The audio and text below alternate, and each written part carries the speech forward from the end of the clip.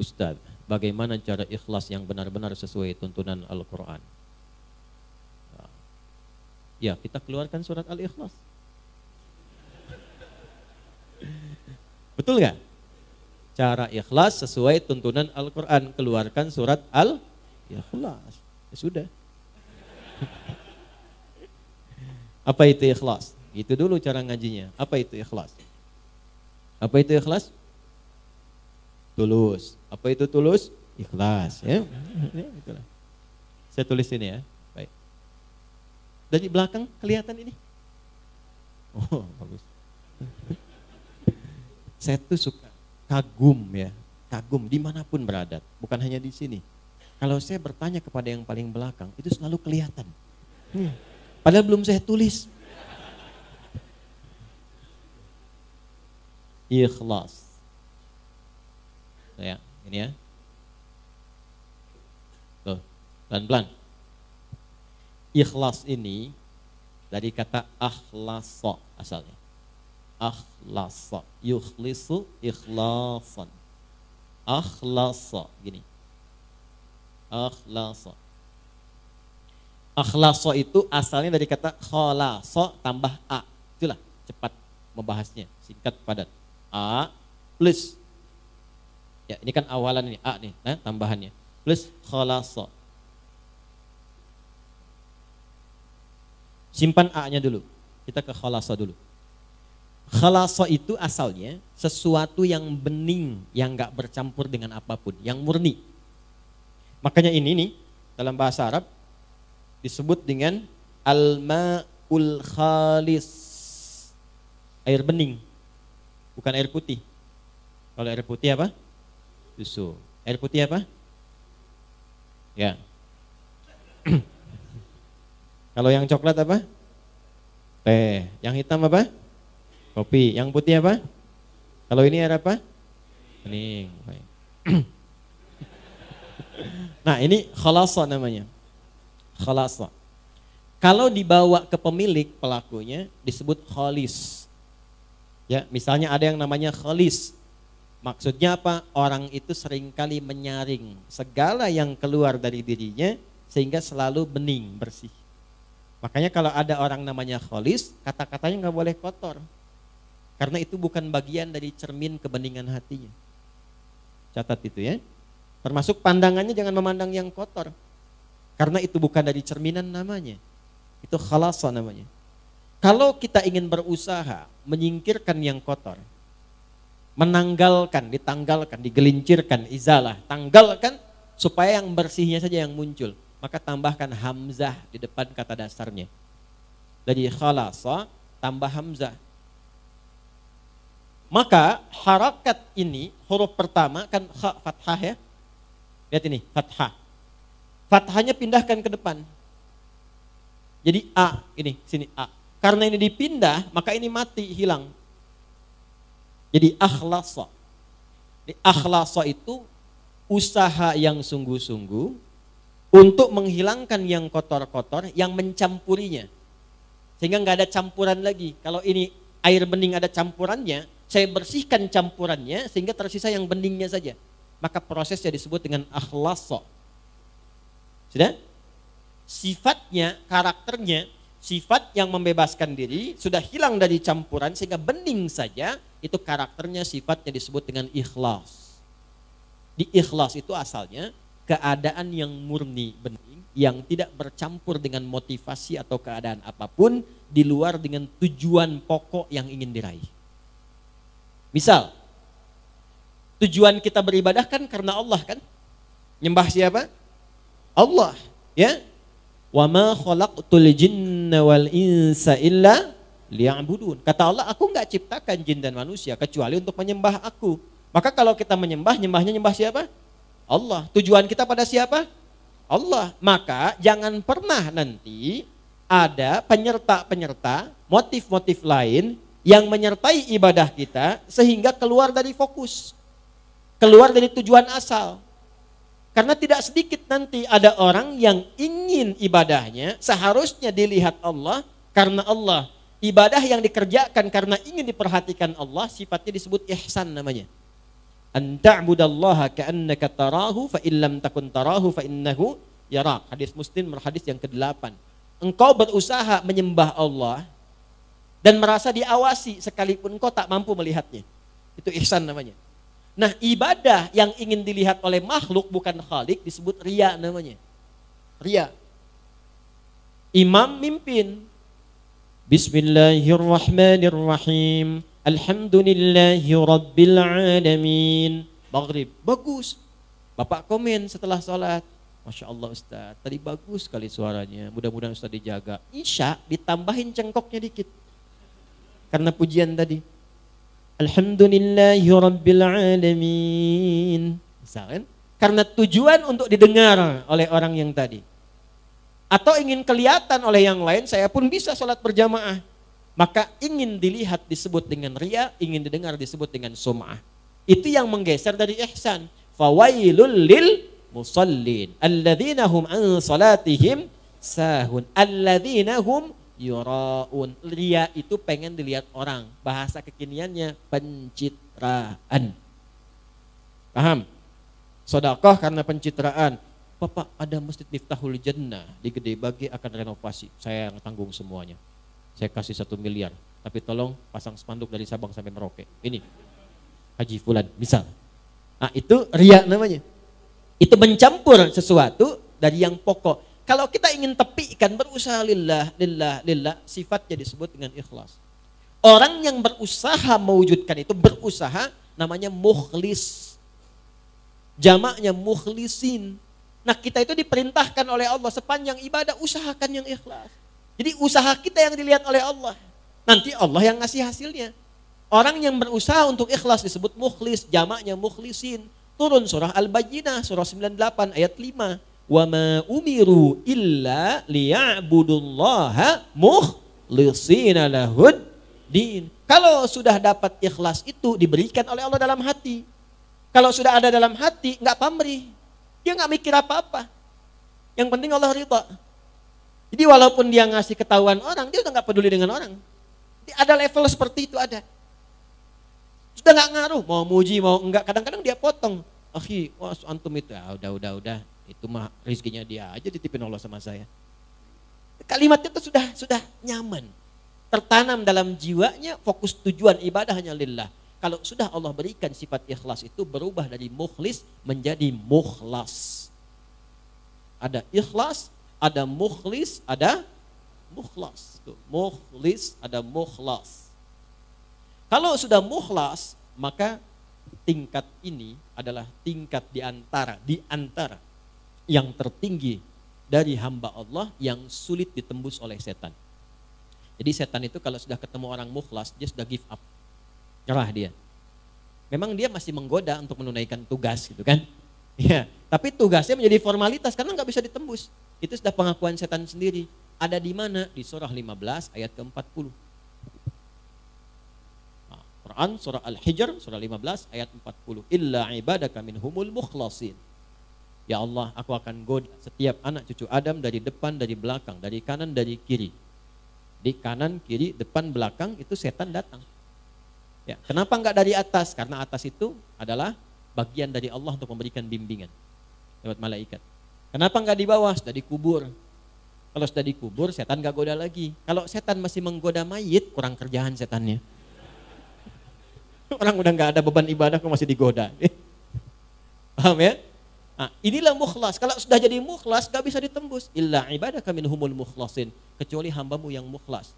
Makanya suratnya surah 15. 15 itu Al-Hijr. Hijr itu benteng. Jadi kalau kita sudah ikhlas baik, punya benteng kita yang enggak bisa ditembus. Tetap digoda. Tapi bukan berarti selamanya akan begitu, mesti dipertahankan. Pertahankan dengan apa? Dengan jalan.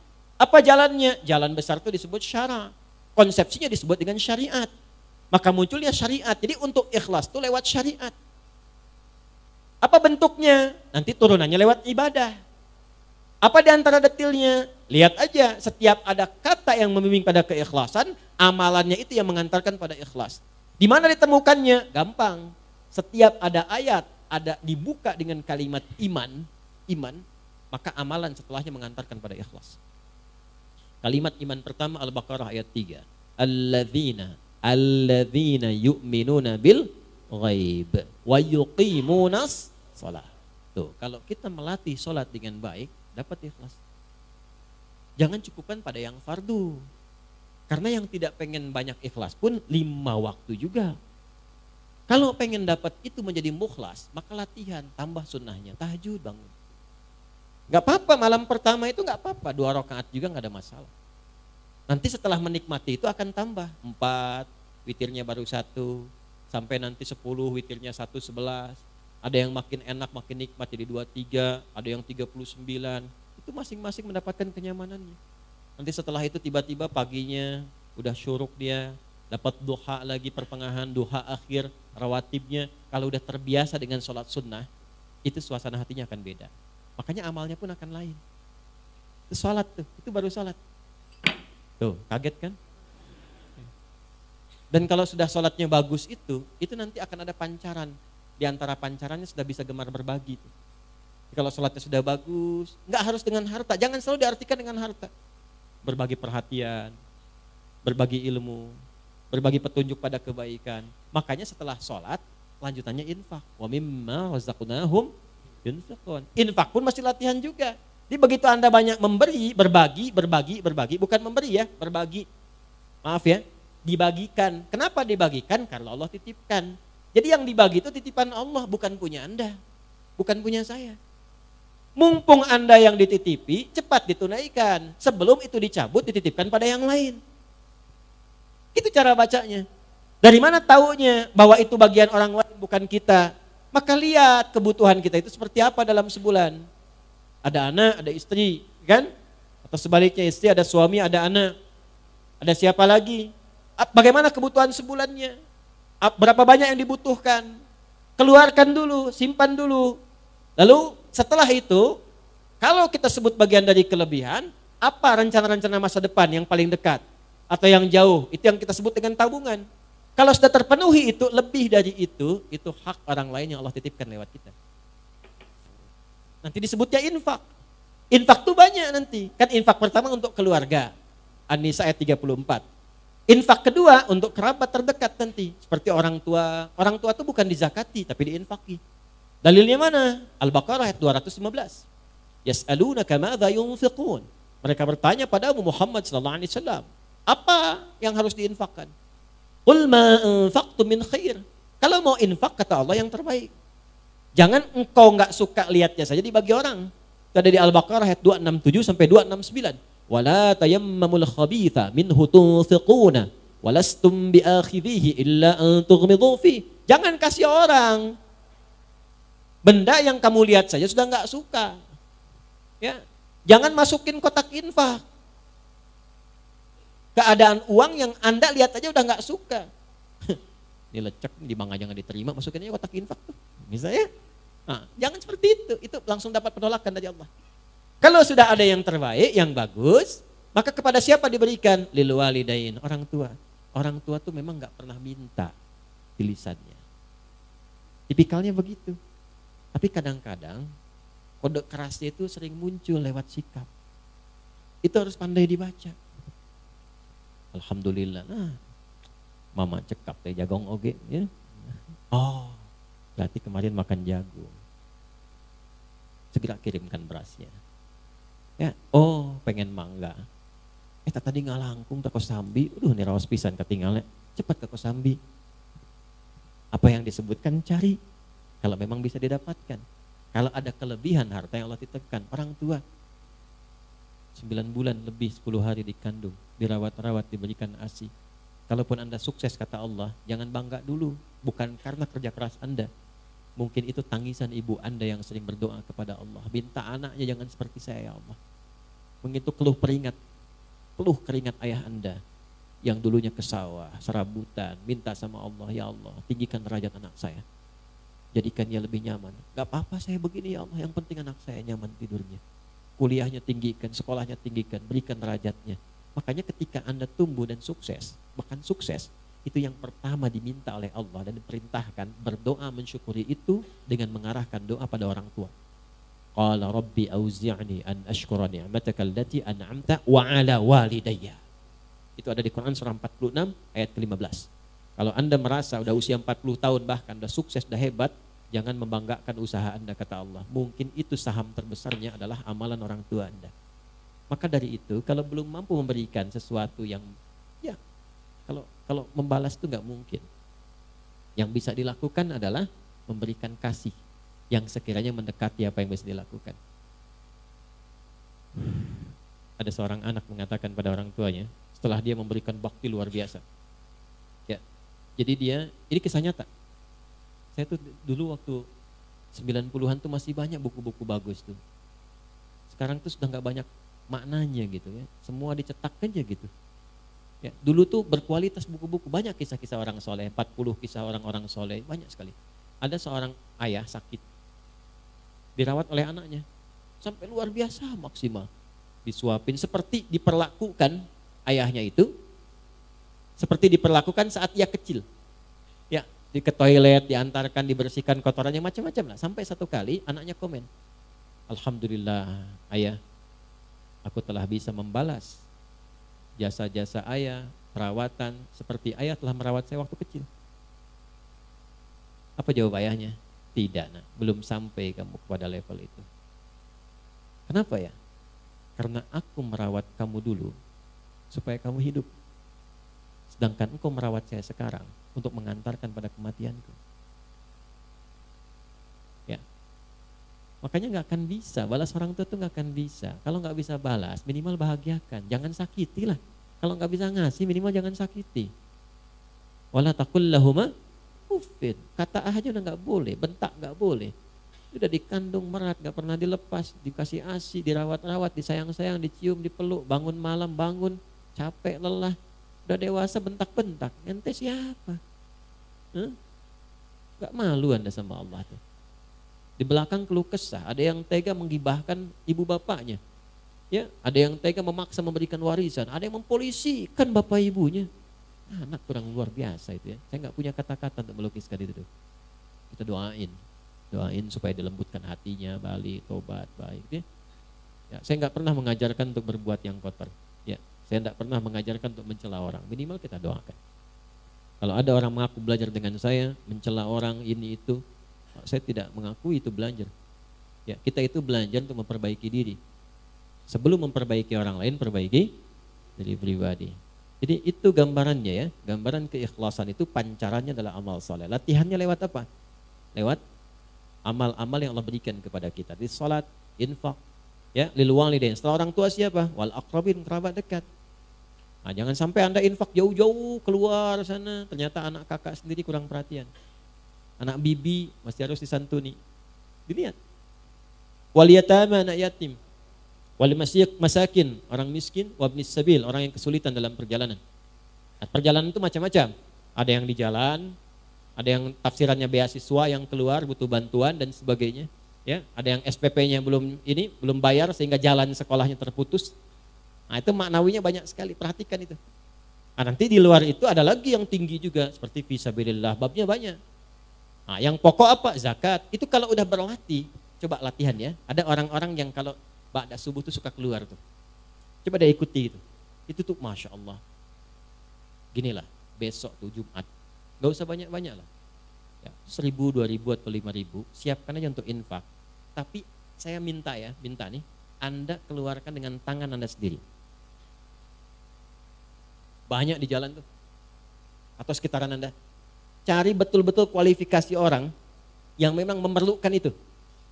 Yang sudah sepuh, keliling, panggul dengan keringatnya itu. Jualan donat, jualan ini, jualan itu, jualan macam-macam. Dekati. Terima kasih Pak. Mohon maaf, ini ada titipan loh, titipan lewat saya. Memang gak banyak, cuman tolong doakan aja Pak ya. Saya diberikan kesehatan, kebaikan. Anda berikan, itu perhatikan bagaimana yang keluar di lisan mereka. Mudah-mudahan Acep sehat, dipasihan rezeki berlipat, keluarga itu tuh mahal sekali, mahal. Dan itu bisa menambah motivasi Anda untuk besok berangkat lagi. Coba sesekali deh mendapatkan doa dari orang-orang seperti itu mustajab sekali. Nah, mungkin usaha Anda sukses itu dari doa orang-orang seperti itu. Bukan karena hebatnya Anda, karena kan yang punya rezeki Allah. Bagaimana Allah bisa menggerakkan semua rezeki itu dekat dengan Anda? Jangan dikira mudah begitu saja. Kalau cuma begitu, Korun lebih jagoan. Qarun tuh mengatakan, komen pertama Qarun yang di dislike oleh semua generasi setelahnya walaupun diviralkan. Apa dia katakan? Ini karena ilmu saya. Ya. Maka Allah nggak suka. Diadakanlah likuifasi, ditenggelamkan, dilumat ya dengan tanah sekalian, dengan semua harta-hartanya. Gitu. Jelas ya?